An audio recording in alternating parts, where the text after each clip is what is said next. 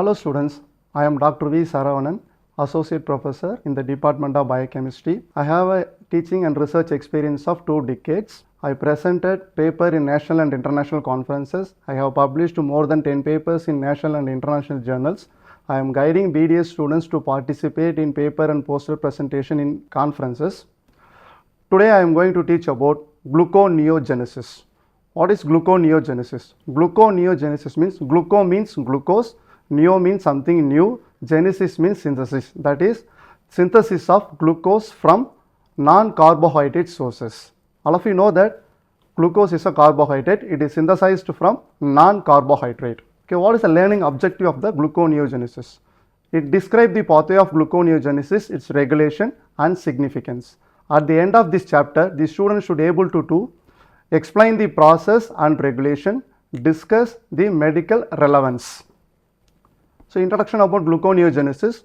Gluconeogenesis is a vital metabolic pathway that allows the body to maintain adequate glucose level, especially during periods of fasting, prolonged exercise or carbohydrate restricted diets. Unlike glycolysis, which breaks down of glucose for energy, gluconeogenesis synthesis of glucose from non-carbohydrate precursors. This process ensures a continuous supply of glucose to tissues that rely heavily on it, such as the brain, red blood cells and renal medulla.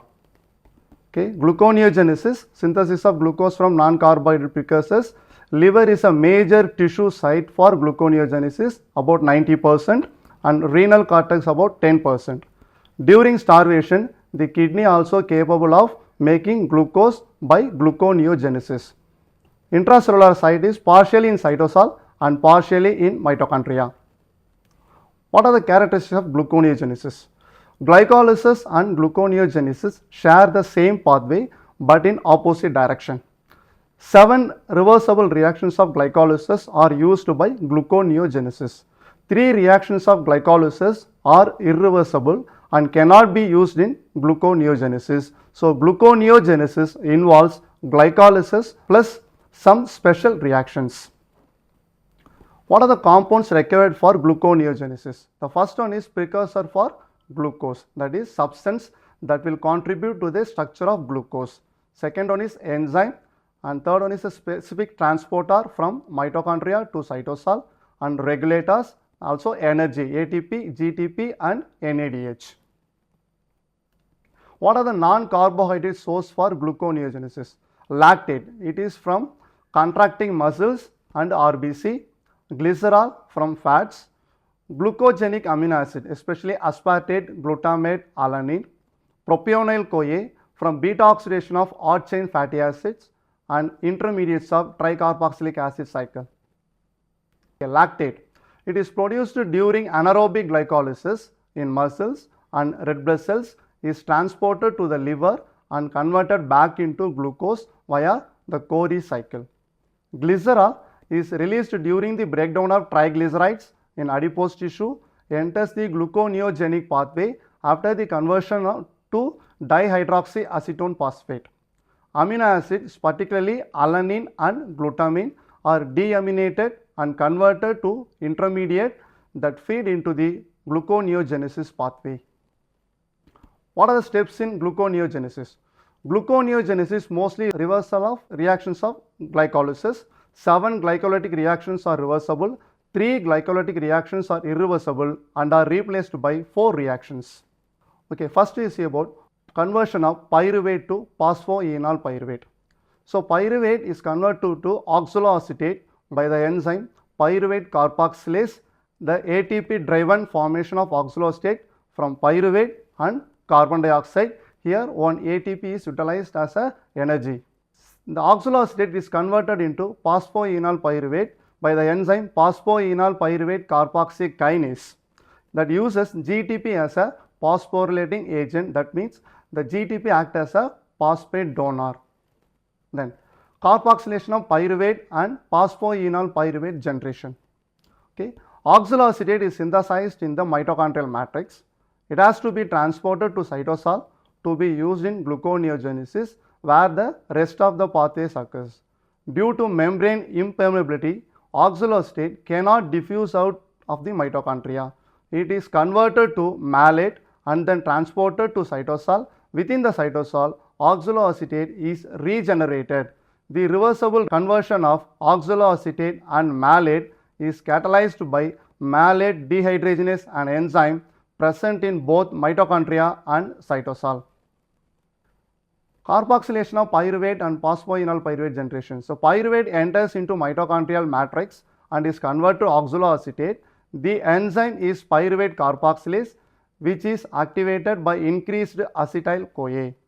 The levels of acetyl-CoA can be increased in prolonged fasting and diabetes mellitus. Oxaloacetate is either converted into phosphoenol pyruvate or malate. The phosphoenol pyruvate and malate both are transported to cytosol through specific transporters. Malate is converted back to oxaloacetate and subsequently to phosphoenol pyruvate. Then dephosphorylation of fructose 1,6-bisphosphate.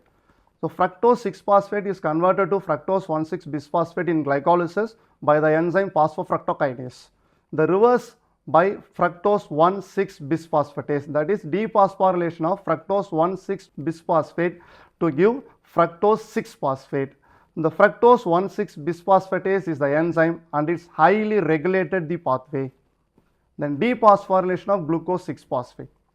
Glucose is converted to glucose 6-phosphate by the enzyme glucokinase or hexokinase in the glycolytic pathway. In the reverse is catalyzed by the enzyme glucose 6-phosphatase. Is an enzyme which removes the phosphate from the glucose 6-phosphate. The free glucose can be moved out of the liver cells to maintain the blood level. The enzyme is present only in liver and kidney, that is the glucose 6-phosphatase enzyme present only in liver and kidney. The muscle tissues lacks this enzyme, so the muscle glycogen cannot be used to maintain the blood glucose level. Okay. Then gluconeogenesis from glycerol and propionate. The glycerol from adipose tissue, first it is converted to glycerol 3-phosphate with the help of ATP and glycerol kinase enzyme. The glycerol 3-phosphate is converted into dihydroxyacetone phosphate by the enzyme glycerol 3-phosphate dehydrogenase with the help of NAD+ as a coenzyme. The dihydroxyacetone phosphate is an intermediate of glycolysis and gluconeogenesis. The pathway continues. The propionate is converted into propionyl-CoA by the enzyme acyl-CoA synthetase with the help of coenzyme A. ATP is act as a phosphate donor. The ATP is converted into AMP and inorganic phosphate. The propionyl-CoA, it is converted into D-methylmalonyl-CoA by the enzyme propionyl-CoA carboxylase with the coenzyme of biotin. So, we need of carbon dioxide and water and ATP to convert propionyl-CoA to methylmalonyl-CoA. The D-methylmalonyl-CoA is converted into L-methylmalonyl-CoA by the enzyme methylmalonyl-CoA racemase. The L-methylmalonyl-CoA is converted into succinyl-CoA by the enzyme methylmalonyl-CoA isomerase with a coenzyme of vitamin B12. The succinyl-CoA is the intermediate of TCS cycle, so the gluconeogenesis pathway continues. Then glucose alanine cycle. You see, in the muscle, the glucose is converted into pyruvate. The pyruvate is transaminated to form a alanine by the enzyme transaminase. The alanine is diffuses into blood and transported to liver. In that liver, again the transamination reaction, the alanine is again converted into pyruvate by the enzyme transaminase. The pyruvate, it is converted to glucose by the process of gluconeogenesis in the liver. So, it provides an indirect way of utilizing muscle glycogen to maintain blood glucose level in the fasting condition. And Cori cycle. Glucose is converted into pyruvate in the muscle. In the anaerobic glycolysis, in the pyruvate is converted to lactate. The lactate, it diffuses into blood and transported to liver. In that liver, the lactate again it is converted to pyruvate here by the enzyme lactate dehydrogenase. The pyruvate again is converted to glucose by the process of gluconeogenesis. So, mostly in the lactate form anaerobic glycolysis in muscles and RBCs. So, these are the comparative pathway of glycolysis and gluconeogenesis. Okay. In the green color, enzymes represent both involved in glycolysis and gluconeogenesis. The red color enzymes indicates only in gluconeogenesis. In the brown color boxes indicates the amino acid which gives the intermediate of TCA cycle and pyruvate. Energetics. So gluconeogenesis is energetically expensive process. For each molecule of glucose formed from pyruvate, 6 high energy phosphate groups are required. The first one, pyruvate carboxylase, is a biotin dependent mitochondrial enzyme that converts pyruvate to oxaloacetate in the presence of ATP and carbon dioxide. The phosphoenol pyruvate carboxykinase converts oxaloacetate to phosphoenol pyruvate. GDP is used in this reaction and the carbon dioxide is liberated. The conversion of pyruvate to phosphoenol pyruvate, 2 ATP equivalents are utilized. This in contrast to only 1 ATP that is liberated in glycolysis for this reaction. So totally 4 from ATP and 2 from GTP. The 2 molecules of NADH are required for the reduction of 2 molecules of 1,3-bisphosphoglycerate. Despite its higher energy cost, this pathway is crucial for survival under glucose limited condition. The overall summary of gluconeogenesis for the conversion of pyruvate to glucose. The 2 molecules of pyruvate and 4 ATP, 2 GTP, 2 NADH, 2 H plus and 6 water molecules gives 1 molecule of glucose, 2 NAD plus, 4 ADP, 2 GDP and 6 inorganic phosphate and 6 hydrogen. What is the significance of gluconeogenesis? It maintains the blood glucose level when carbohydrate is not available in sufficient amount from the diet. During starvation, glucose is provided to the brain and other tissues like erythrocytes, lens, cornea of the eye and kidneys. Gluconeogenesis is used to clear the products of metabolism other tissues from blood, especially lactate is produced from muscle and erythrocytes, glycerol produced by adipose tissue, propionyl CoA produced by oxidation of odd carbon number fatty acid and carbon skeleton of some amino acids. Regulation.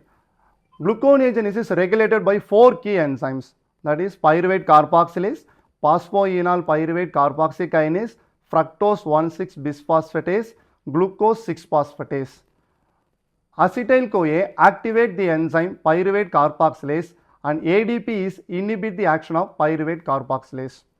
Citrate activate the enzyme fructose 1,6-bisphosphatase and the same time fructose 2,6-bisphosphatase and AMP allosterically inhibits the fructose 1,6-bisphosphatase. Glucagon activates the enzyme glucose 6-phosphatase and insulin inhibits the enzyme glucose 6-phosphatase. During starvation and in diabetes mellitus, high levels of glucagon stimulate gluconeogenesis. However, in well-fed state, insulin suppresses the gluconeogenesis. Glucagon and epinephrine stimulate gluconeogenesis by inducing synthesis of the key enzymes. Insulin inhibits the gluconeogenesis by repressing their synthesis.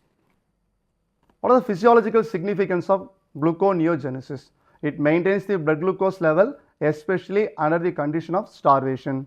The brain has minimum need of 120 gram of glucose per day.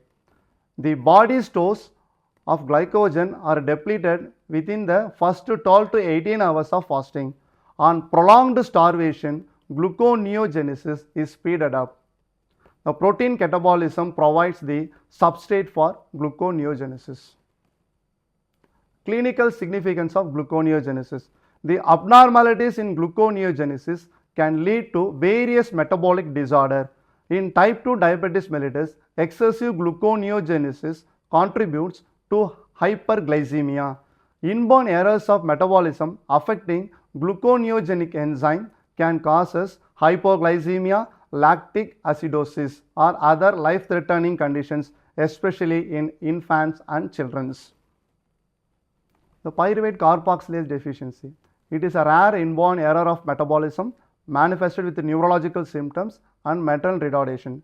Due to deficient fuel supply to the nervous system, accumulation of lactic acid and keto acids lead to metabolic acidosis. Hyperammonemia also seen. It is an autosomal recessive condition.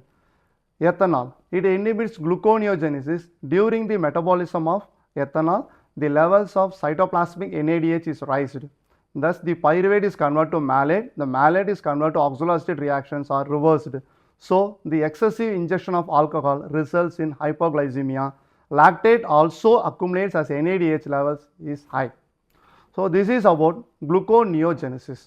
So, gluconeogenesis is synthesis of from glucose from non-carbohydrate sources. So, the sources for glucose is lactate, pyruvate and propionyl-CoA, some glucogenic amino acid. It shares the 7 reversible reaction in glycolysis. Only the 3 irreversible reaction in the glycolysis is replaced in the gluconeogenesis by 4. There are the 4 key enzymes: pyruvate carboxylase, phosphoenol pyruvate carboxykinase, fructose 1,6-bisphosphatase and glucose 6-phosphatase. These are the 4 key enzymes in gluconeogenesis. Okay. We come to end of the session. If you have any questions, you can write to me. Thank you.